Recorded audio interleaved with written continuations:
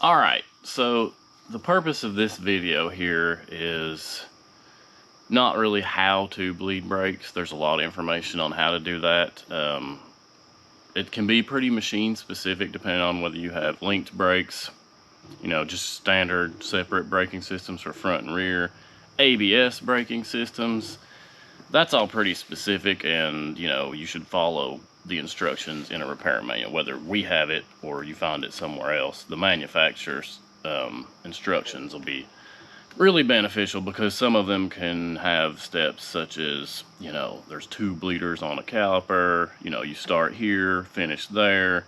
It can get pretty complicated. It can also be really simple. I've had plenty of brake systems where you fill up the reservoir, crack the bleeder, just by gravity the fluid runs through, close the bleeder, you're pretty much there. Maybe pump up the lever or the pedal a time or two and you're good to go. So the point here is, what do you do when you follow your basic steps and you still have spongy brakes? You know, this can happen. You can still have fluid coming out of the bleeder with no bubbles, it might appear, and you still have a spongy lever. So that's the point of this video. And we actually had a customer write in. I've had this happen a few times, so I'm going to address it with this video.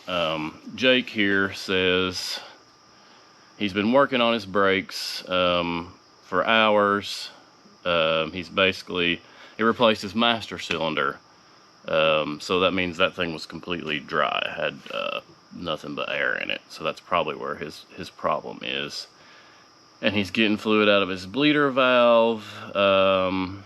But it's still, it's spongy, then it kind of builds pressure, then it kind of goes away. So let's walk over here to a machine and we'll just kind of go over what I would do in that situation. So we'll just pick one. I got a few here to choose from. So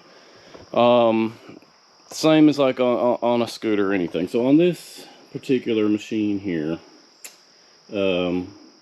like this is where you'd run into trouble, we'll say. So if you're just bleeding the fluid, you know, you can fill it up. You're always going to usually see within our manuals or on the top of the reservoir the type of fluid.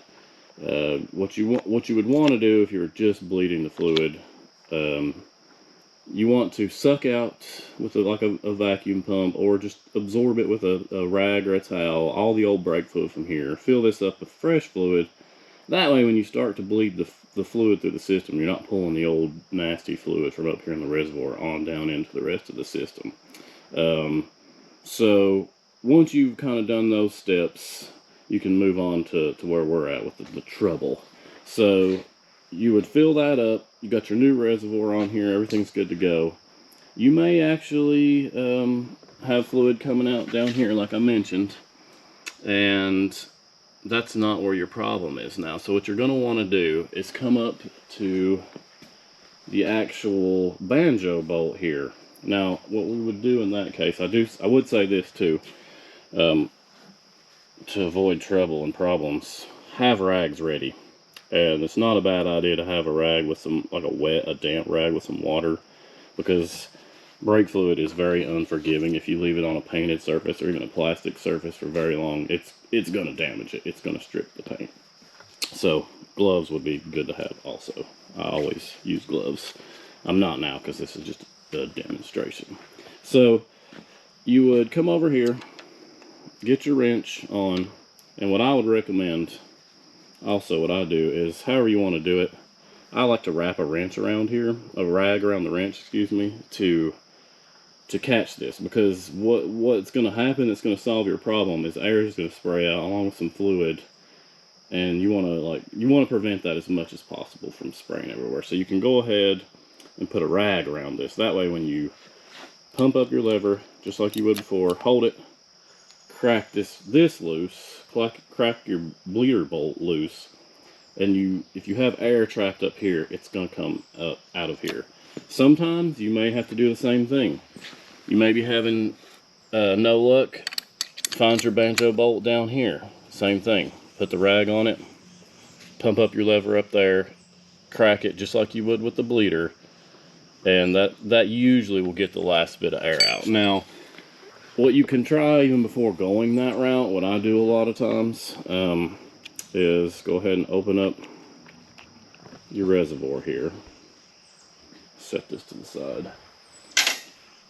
You can actually tilt this sometimes. I mean, you always want to watch your fluid levels so you're not spilling it. You can tilt it left. You can tilt it right. And I just saw an air bubble come out of this system. Now, the other thing I like to do is take this lever. Let's see if we can even see a bubble. I don't know if that's showing up or not, but I like to do that sometimes. Sometimes I've had luck just sitting here to start out. Yeah, so you can see the bubbles. You can see the air coming out of there. Just working that lever back and forth, giving it a little pop. Some systems, if you squeeze it, it might shoot a little brake fluid out, so that's where you want to be ready with your rags. You know, if you have a nice painted, like a painted surface or a gas tank or something on more of a standard motorcycle, maybe throw a rag over top of it to start with, you know, just cover the thing, an old towel, whatever you got laying around. But then, this little trick here, flicking this lever, and you'll see,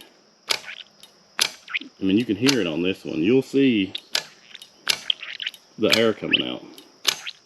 And that's a pretty handy trick to do. So a lot of times, when I'm dealing with a dry system, which we are a lot of times here, that's usually when you run into trouble, is you've replaced a master cylinder, you've rebuilt a caliper, you've replaced a brake line, then you know you have a ton of air in the system. Just a straight brake bleed, you know, it's pretty simple if you don't introduce air into the system and get the old fluid out, fill it up, and then just run it through. So that's probably what's going on with Jake's bike there, and that's what you should try to solve that problem. Now beyond that, like this for example, this is an ABS machine. Here's the ABS modulator right here. This is a Kymco scooter. I've had situations with these where I just really can't get a good feel on the brake system without plugging in the diagnostic tool, and it actually has an auto bleed, ABS auto bleed feature, and you hear the ABS pump cycling, and you do the auto bleed with, unfortunately, with the software and the tool in the machine, and that firms the brakes up. And I do believe some other, as we see more and more ABS braking systems, I think that some of those are going to require that as well. But your good old regular brake systems, and I've even had luck bleeding brakes like that way with you know, standard with ABS systems. I've had luck bleeding those. Just your standard, you know, doing what we're doing here. It takes a little longer because you just got a lot more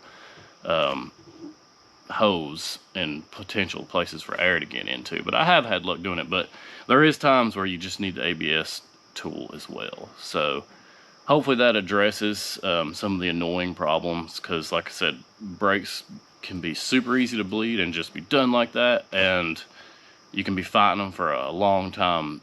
But check those banjo bolts, and you know, work the lever like I showed, and a lot of times that'll help you get that last bit of remaining air out that's leaving that lever kind of spongy. So hopefully that really helps some people out. And as usual, if you're a subscriber like this ticket we're answering here, you can always write into us or call us, and we're always glad to take the time to try to answer questions and help you solve these tricky problems, because they just pop up. It doesn't matter how much experience you have. At times you'll run into stuff, and that's why we provide tech support. So appreciate you guys watching, and hope everybody has a great weekend.